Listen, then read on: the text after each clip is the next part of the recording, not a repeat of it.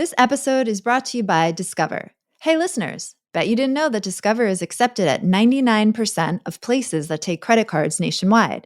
You know what's a little less accepted? Taking financial advice from random usernames and avatars you found on some forum. That's just sketchy. No offense to all the finance bros out there on the internet. Based on the February 2024 Nielsen report, learn more at discover.com/creditcard. Heads up here before we get the show started. There are a few good-natured expletives in this episode.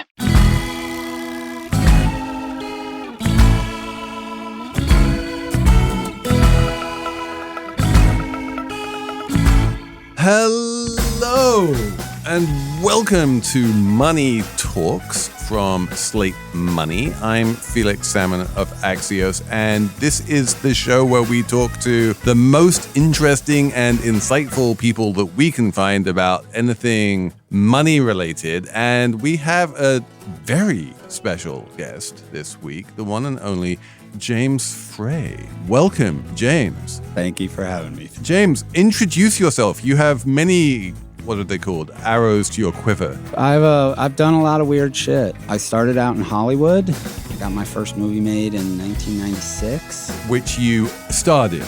No. David Schwimmer starred in it. It was called Kissing a Fool, released by Universal Pictures. Worked in Hollywood for a few years, and I started writing books. I've written 5 books. All global bestsellers. You have a knack for writing stuff that people want to read. I have a knack for writing things that half the people want to read and half the people fucking hate. It's kind of a unique place to sit. You can't hate it unless you've read it, though. Oh, but that's not true. That's not true? No. So I wrote books. I sold a bunch of them. Then I started a business that was sort of modeled after a Renaissance art studio, the way Da Vinci or Michelangelo or Raphael, or contemporary versions like Andy Warhol or Murakami, where I came up with the ideas for books, movies, television shows, and video games. I had a whole staff of people who executed them. Over about 6 years, we published 240 books. We had 40 New York Times bestsellers. We had 15 number ones. We had a number one global movie, TV show, and video game. Ooh, what was the number one global movie? I Am Number 4 with Michael Bay and Steven Spielberg. Wow. Action alien movie. Alien's good. I love aliens. And then I sold that business to a French private equity company, and I was the global chief content officer for the world's largest influencer network for 5 years. Then I was the CEO of a video game company. So, wow. So you were like in charge of influencers? No, I was in charge of what flowed through the pipes at that network and any content that they needed external production to handle and any content that we made with them. So we did huge amounts of sponsored content. We made movies, we made TV shows, we made video games, and we would have influencers. Like our largest influencer in 2017 had 45 million subs, which back then was a lot. So we made a TV show with them. And now you're back to writing books. Yeah. I left the CEO of the video game company about 2 years ago, and I'm writing books again. So obviously you need to plug your new book. What's it called? My new book is called Next to Heaven. It's a sort of dirty murder mystery set in the richest town in the United States, where I have lived for the last 12 years. Which you have renamed New Bethlehem. It is called New Bethlehem, Connecticut in the book. It is based on a town called New Canaan, Connecticut. You can tell by the existence of the Glass House by Philip Johnson. Yeah, the Glass House is there, as is the greatest collection of mid-century modern houses in the world. It's a cool, weird, hyper-real place to live, especially as somebody who sort of has my history and does what I do. I spend my time with a lot of the richest people in the world. I'm very much not one of them. Yeah, I feel like you're pretty rich. Everybody always thinks I'm a lot more rich than I am. I will say, as a writer and as a dude who makes shit, well, whatever that is, whatever medium or platform I'm working on, you never make as much money as people think. And a lot of that money disappears real quick. You have to pay to make the thing. You have to pay your agents. You have to pay your lawyers. If I had to estimate, I'm on like the lower end of the 1%. I'm definitely within the 1%, but I'm on the low side of it. But you live among them. I live among them, absolutely, and have for most of my life. And so you have taken these observations of the very rich, and one of the things we talk about quite a lot on this show is the way in which wealth is sort of fractal and also aspirational. And so however rich you are always spending most of your life looking at people who are richer than you and comparing yourself to people who are richer than you. And so even if you are in the 1%, you're not like happy that you're richer than the 99%. You're always like, wow, I just don't have the private jet. I mean, that's absolutely a very fucking real phenomenon that I find fascinating. If you look at the cover of the book, it's an open mouth with a golden house on the tongue. And I did that because I think of money as a drug. I think of money as the most powerful, most addictive, most destructive, most damaging drug on the fucking planet. And I will say, though, I've been very fortunate in my career, in my life, and I have a little bit of dough. I don't really aspire to it that way, and I never have done what I do for financial reasons. You don't grow up saying, oh, I'm going to be a writer, thinking you'll ever have any dough. But I don't want or need really more than I have. So I sit in this position with, I live in a town of 17,000 people that has multi-double-digit billionaires in it. And so I observe and I hang out and I watch and I listen. And it's a fascinating sort of place to be, especially at this time in the world's history and in the country's history. I think about the accumulation of wealth that I've witnessed amongst extremely close friends of mine over really since probably about 2012. And it's astonishing how fucking rich people are. And this latest book is just the first of a series of like rich people books. Is that the plan? Yeah, I'm going to write 5 rich people books. So they'll be set in among some of the richest places in the country. You're doing like the White Lotus thing. You're just moving from one rich place to another rich place. Kinda. I love White Lotus.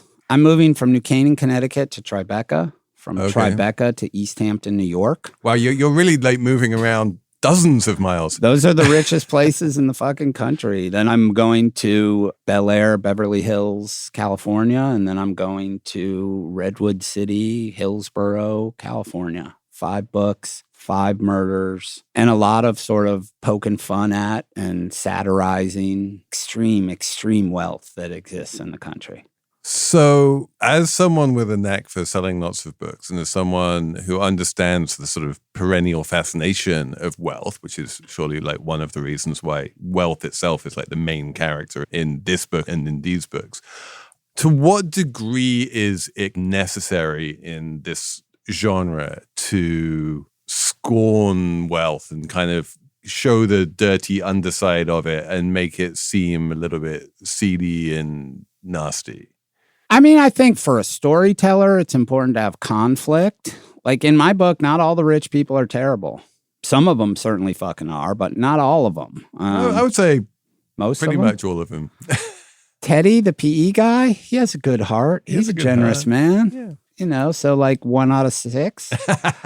Part of it is to just make fun of it. You know, I think about literary history and books that I love, and I think about the way Tom Wolfe handled the 60s and 70s, and he both sort of documented and made fun of and glorified certain subcultures within the United States. The subculture I'm doing that to is extreme wealth.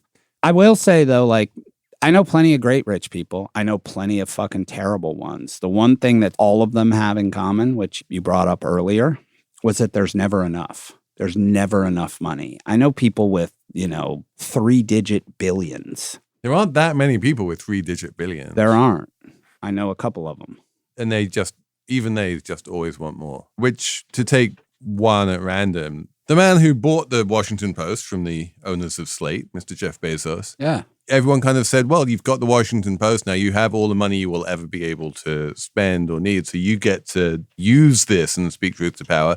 But no, he is wanting more and he is doing what he needs to do in Washington in order to make sure that he gets even richer and doesn't get even poorer. And this is having negative repercussions on his newspaper toy. I mean, I think we live in this era where social media functions in specific ways, the media functions in specific ways, and people have accumulated so much that there are almost like unnamed mental health issues. So like you could call Bezos or Musk or Trump or any of them some form of narcissism, and it undoubtedly is. But I think there's almost something else.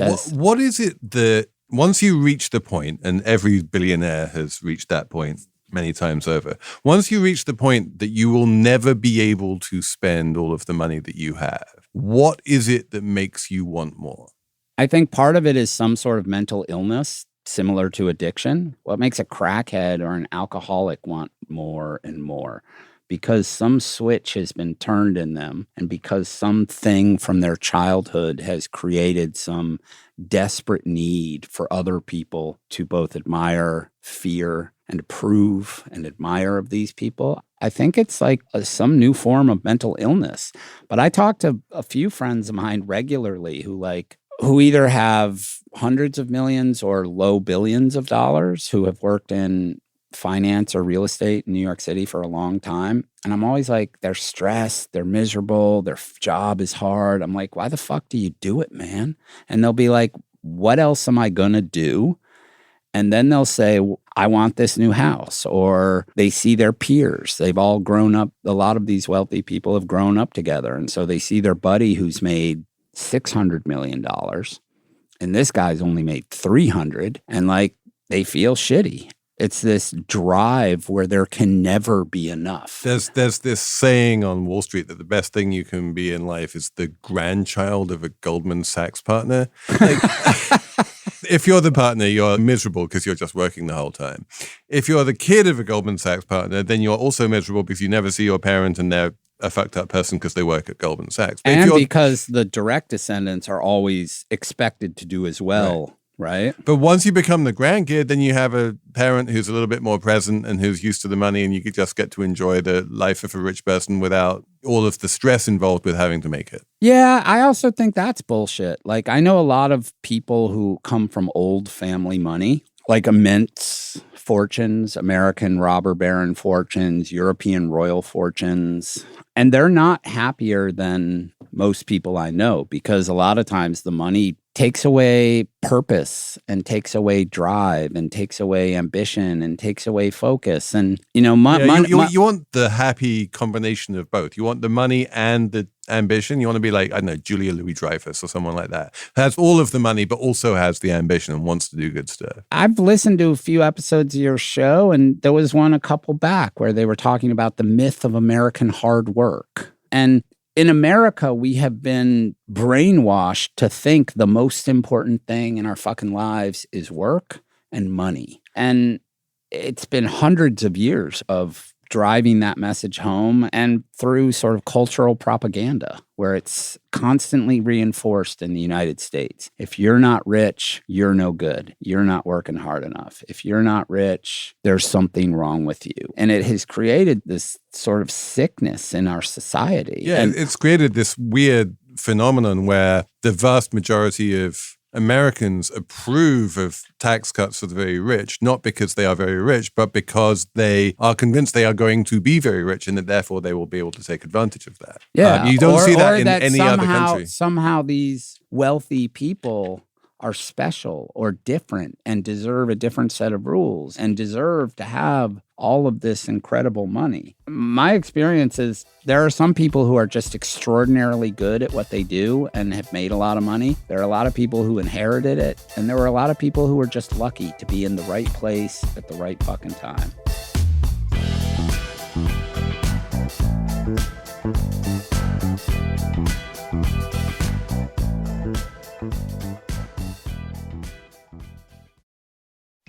This podcast is brought to you by Progressive Insurance. Do you ever find yourself playing the budgeting game? Shifting a little money here, a little there, and hoping it all works out? Well, with the Name Your Price tool from Progressive, you can be a better budgeter and potentially lower your insurance bill too. You tell Progressive what you want to pay for car insurance, and they'll help you find options within your budget. Try it today at Progressive.com. Progressive Casualty Insurance Company and Affiliates. Price and coverage match limited by state law. Not available in all states. Today's episode is sponsored by Smart Travel, a new podcast from NerdWallet. You know that feeling when you're trying to book a trip? Too many choices, too much fine print, and no real way to know if you're actually getting the best deal? Smart Travel helps you skip that stress and book with confidence. On Smart Travel, NerdWallet's travel journalists break down the financial side of travel with research-backed insights. They compare perks, costs, and trade-offs to help you travel and spend smarter. The nerds cover topics like which airport lounge memberships are worth it, and which ones just give you stale crackers and a crowded power outlet. Curious to know which airline fees are actually avoidable and which ones aren't? Turn to the nerds. They even talk about how to maximize your hotel points for real savings, not just free bottled water and when trip insurance is worth it. So, if you're trying to figure out whether that fancy travel credit card justifies the annual fee, or if it's just a really expensive way to flex at the airport, give the nerds a listen. Before you book, learn how to get the most out of your travel dollars. Follow Smart Travel on your favorite podcast app, and stay tuned at the end of the episode to hear the Smart Travel trailer. Slate Money is brought to you by Charles Schwab. Decisions made in Washington can affect your portfolio every day. But what policy changes should investors be watching? Listen to Washington Wise, an original podcast for investors from Charles Schwab, to hear the stories making news in Washington right now. Host Mike Townsend, Charles Schwab's managing director for legislative and regulatory affairs, takes a nonpartisan look at the stories that matter most to investors, including policy initiatives for retirement savings, taxes, and trade, inflation concerns, the Federal Reserve, and how regulatory developments can affect companies, sectors, and even the entire market. Mike and his guests offer their perspective on how policy changes could affect what you do with your portfolio. Download the latest episode and follow at schwab.com/WashingtonWise or wherever you listen. This podcast is brought to you by Progressive Insurance. Do you ever find yourself playing the budgeting game, shifting a little money here, a little there, just hoping it all works out? Well, with the Name Your Price tool from Progressive, you can be a better budgeter and potentially lower your insurance bill, too. You tell Progressive what you want to pay for car insurance, and they'll help you find options within your budget. Try it today at Progressive.com. Progressive Casualty Insurance Company and Affiliates. Price and coverage match limited by state law. Not available in all states. Today's episode is sponsored by Smart Travel, a new podcast from NerdWallet. You know that feeling when you're trying to book a trip? Too many choices, too much fine print, and no real way to know if you're actually getting the best deal? Smart Travel helps you skip that stress and book with confidence. On Smart Travel, NerdWallet's travel journalists break down the financial side of travel with research-backed insights. They compare perks, costs, and trade-offs to help you travel and spend smarter. The nerds cover topics like which airport lounge memberships are worth it, and which ones just give you stale crackers and a crowded power outlet. Curious to know which airline fees are actually avoidable and which ones aren't? Turn to the nerds. They even talk about how to maximize your hotel points for real savings, not just free bottled water and when trip insurance is worth it. So, if you're trying to figure out whether that fancy travel credit card justifies the annual fee, or if it's just a really expensive way to flex at the airport, give the nerds a listen. Before you book, learn how to get the most out of your travel dollars. Follow Smart Travel on your favorite podcast app, and stay tuned at the end of the episode to hear the Smart Travel trailer. So let me ask you about this genre of books about rich people, and specifically the big publishing sensation of 2025 is the Facebook tell-all memoir, Careless People, the title of which, of course, is taken from The Great Gatsby. And The Great Gatsby is like arguably the first and best like rich person novel. For sure. And the idea that, the Buchanans and Jay Gatsby, the way that the rich are painted in The Great Gatsby is precisely as careless people, that their wealth allows them destructive carelessness. This is a theme that you see throughout many rich people novels, including your own. Is it sort of inescapable? The destruction wrought by the uber wealthy?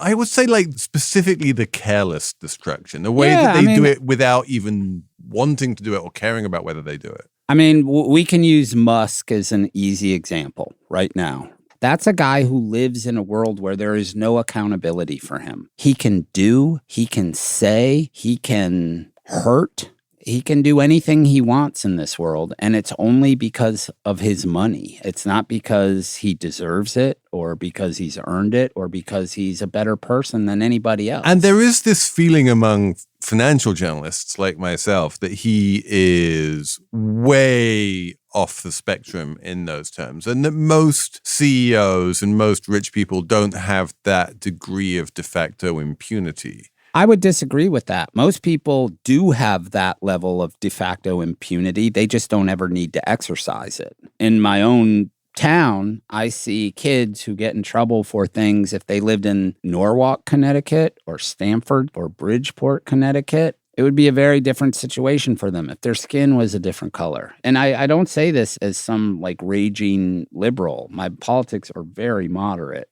But there are different rules for rich people, and there is not accountability. You look at the easy example is how long does a cocaine dealer with 3 grams of blow in his pocket go to prison versus somebody who's engaging in insider trading and has made $3 billion for it? The kid with coke in his pocket's going away for much longer. And money allows you to buy a world where there are no rules. And it suddenly allows you to buy drugs. One of the things that we see a lot of in this book is cocaine and other illegal drugs. Again, this is something we see quite a lot of in rich people novels more generally. Is that reflective of what you see in New Canaan, or is that like because you need to make a sexy book? No, that's definitely reflective of what I see, not just in Connecticut, but in wealthy places everywhere. I don't just hide out in Connecticut. I sort of, for a bunch of years, I was bi-coastal, and I saw it everywhere. There's a huge amount of drugs, drinking. There's a huge amount of sort of frivolity, just spending money on absurd things. Last summer, I went to the birthday party of a 2-year-old who is the daughter of a billionaire. Oh, wow. And I couldn't believe the party. There were rides, there were makeup artists, there were carnival games. I don't know who catered it, but it was extraordinary. And I sort of jokingly asked the guy who was throwing the party, I was like, how much do you fucking spend on this thing, man? He was like, just under $1 million. And I was like, fucking why? He was like, why not? What else am I going to do? You know, this was a person who had probably $3 or $4 billion. And it was just like, what else am I going to do? Yeah, I mean, $1 million is what your random stock portfolio goes up every 5 minutes. Right. It's what I pay, you know, it's parking downstairs, right? Right. If you have that much money, is it not rational to say, I want $1 million birthday party for my 2-year-old? And so to be like, well, there's zero opportunity cost. By spending $1 million on my 2-year-old, I lose zero access to anything else I might ever want to buy or go or do or be. So is there any reason not to? Is that not just a completely rational place to be? It is a completely rational place, but it's also an absurd place. The 2-year-old won't remember it. We're just at a point in society where I don't think it can continue. I ended up writing this book because I was actually writing another book about the downfall of the United States. It was called 477, which is the year Rome fell for good. And it was about what I call the ongoing collapse of the United States. I have a friend who works for Bridgewater. The massive Connecticut hedge fund. He has an education in the classics, specifically a PhD on the fall of empires, why empires fall. And at Bridgewater, he trades on a fund called the Doom Fund. And he says empires all fall for the same reasons, whether it's a business empire or a national empire or a military empire. Those reasons are debt, national debt, or the debt of the company, political or organizational polarization, where the people running the business or the country can no longer speak to each other in reasonable and honest ways. And the last one, which is the greatest determinant of a revolution, is disparity of wealth between citizens. The example we always use is France. And yet, you know, I don't want to go too far down this rabbit hole, but wealth inequality in the United States since the pandemic has been going down rather than up. But anyway, I want to go back to the rich people and just finish by asking you one thing about guilt. I feel like there's a strain of people who maybe could or should or do feel a bit guilty about having this much money and this much access to wealth and waste. Is that not okay? No, I don't. Nobody ever feels guilty about it. They all think they deserve it. And deserve is a subjective word. I don't hear a lot of people bemoaning the fact that they're unbelievably rich. If anything, it's celebrating the fact that they're so rich, that they're so fantastic and so smart and so capable, and that they deserve... The wealth is the proof of their nobility, especially in America where class and wealth are basically the same thing. Yeah. And so you were asking, do I see drugs? Do I believe in accountability for the wealth? I see things you can't imagine. Getting on a plane and a guy will have cocaine in his pocket and bring 2 of his sugar babies. And I'll get a call. Hey, you want to go to Miami? Hey, you want to go to Vegas? And I'll go meet people and hop on their planes and go do these ridiculous things. And do you ever feel guilty about that? Like the private jet lifestyle? I mean, I don't have a jet. I will never be able to afford a jet. But you've flown on enough that you can feel guilty about flying on them. I gotta say, I don't ever feel guilty. It's fucking great, right? Like, if you've ever flown on a private jet, whether it was a small one or a really big one, it's a great experience. You walk onto a plane that's small, where they have great food, where there's usually at least 1, often 2 people who are there just to make you happy. It's fucking great. The sort of accoutrements of the rich are extraordinary. They live in extraordinary places. They have extraordinary art on their walls. They drive beautiful cars. They eat great food. The children go to the best schools, have tutors upon tutors. It doesn't suck, but that doesn't mean it's healthy. I think of, again, wealth in America. People are obsessed with more and more. What can I buy? What house can I have? The people I know who experience that or who live in that world, it doesn't make them happy. It doesn't bring them joy. It doesn't bring them peace. It doesn't bring them contentment. And so when I write about them, I'm poking fun at them, but I'm also writing about them because I think we're in extraordinary times where we're seeing like the amount of wealth being accumulated is unlike anything that's... Do they broadly see what you see? Like when you have this conversation with them, do they kind of nod along and say, yeah, you're absolutely right? Or are they blind to it? Probably a little of both.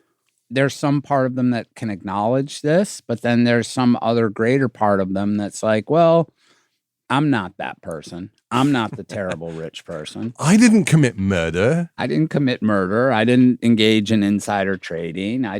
Is insider trading bad? Yeah, I think it's bad because if America truly wants to live up to its ideals, there should be a level playing field. And we talk all the time here and other places about rules and laws and morality and integrity, and none of that exists in insider trading. I wrote a lot about insider trading in this book. Not a lot, but a fair amount. And I know people who actively engage in it and will say so privately. And their view of it is everybody else is willing to pay for the information to make money, so why shouldn't I? I'm just playing the fucking game as it is played. And it's sort of like a Lance Armstrong thing, or frankly, a James Frey thing.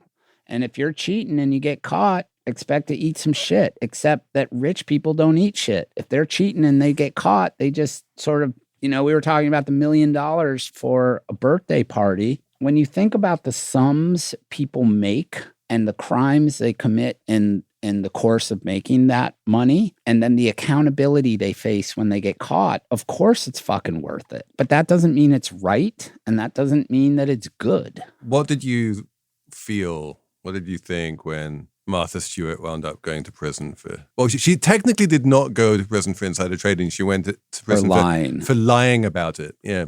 I don't personally think she probably should have gone to jail, especially it was such a minor horseshit thing. She was a billionaire who I think made $12,000 on that trade. There are people who are making billions of dollars on illegal trades, and I don't think that should be the case. I don't think people who have money should be able to break the law to make more of it. And whether insider trading is good or bad is something I guess you could debate for a long time. But there is one thing that isn't debatable, which is it's still against the fucking law. Oh, people will debate that.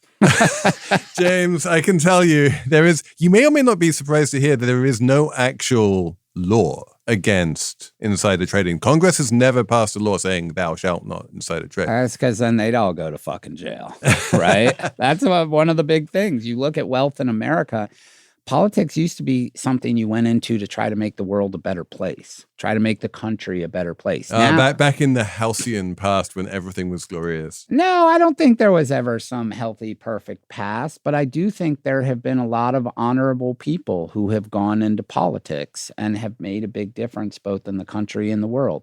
Now people go into politics to get fucking rich. That's it. On which note, I think we have to tie this up. It's a good place to end it. James Frey, thank you so much for coming on. Thank you for having me, man. I appreciate it. It was cool to be here. And many thanks also to Jessamine, Molli, and Cheyna Roth for producing. Your book is available in all good bookstores now. It is called Next to Heaven. If you want a funny, dirty, lots of sex, mysterious book about how the uber wealthy live, give it a read. I guarantee you'll laugh. I guarantee you'll be turned on. And I guarantee you'll walk away and think, those motherfuckers. Perfect. Thanks to Cheyna Roth and Jessamine Molli for producing. And we'll be back on Saturday with a regular Slate Money.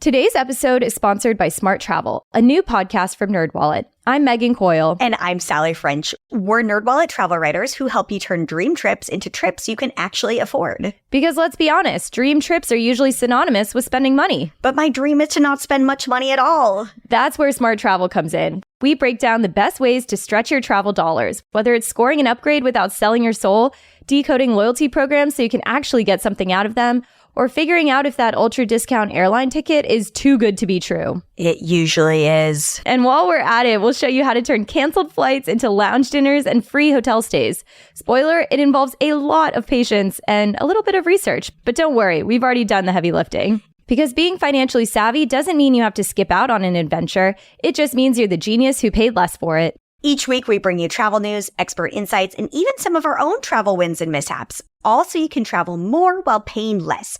And hey, you'll even have some fun along the way. So if you're ready to make your travel budget work harder and smarter, follow Smart Travel on your favorite podcast app. First up, smarter travel. See you soon.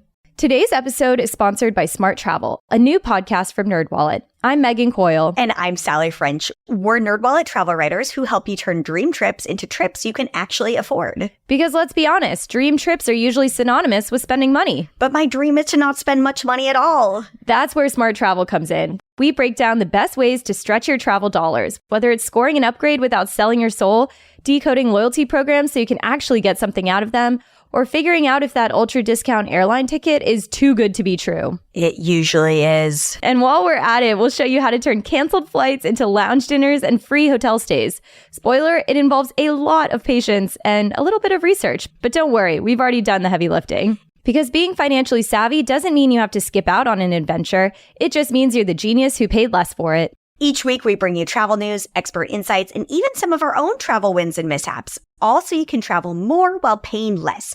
And hey, you'll even have some fun along the way. So if you're ready to make your travel budget work harder and smarter, follow Smart Travel on your favorite podcast app. First up, smarter travel. See you soon.